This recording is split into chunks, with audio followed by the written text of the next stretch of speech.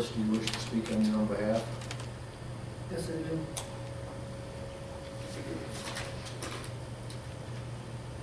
Honorable Judge Johnson, before you send me, I'd like to say I'm sorry, truly sorry for everything that has taken place since I've been in jail. Not for myself, but what my children and family have been and still are being put through because of these accusations against me. I have a job waiting for me when I get out, and no matter when that will be, I've always been a hard worker and a good provider. I'm not here to pardon today my innocence or guilt, because I've been found guilty by the jury for what has happened. So in consolation, I can possibly ask is for mercy. I wish with all my heart I feel that and pray to be guilty. I pray for you to make the right decision. Thank you, Honorable Judge Johnson. This defendant is 33 years old. He is here for sentencing on 2 convictions of criminal sexual conduct in the 2nd degree. Both are crimes that carry a statutory maximum sentence of 15 years. His case was heard by a jury of his peers, and the jury found him guilty of these 2 crimes beyond a reasonable doubt.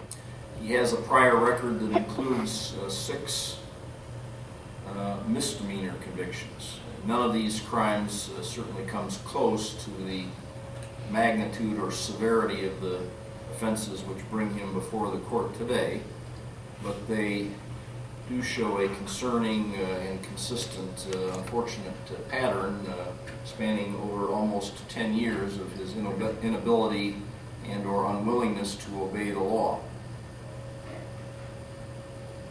The court has received and has considered quite a number of letters written in support of this defendant by his family, by a former employer, and by his friends.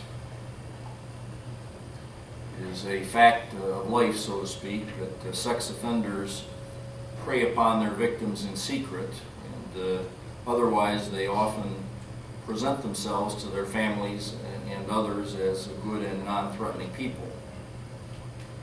So while the court has no reason to doubt that the letter writers have observed the positive qualities of this defendant which they report, this does not alter the serious harm that he's done by his conduct that brings him here today, nor does it greatly mitigate the punishment which is appropriate.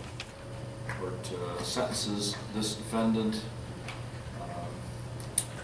to the Michigan Department of Corrections for a term of not less than 8 nor more than 15 years, with credit for 238 days that he has served. The sentences to be served concurrently in each case. He's to pay a state cost of $136, to comply with DNA testing, to pay a crime victims assessment of $60, and court costs of $350. He's ordered to be supervised by lifetime electronic monitoring as required by law.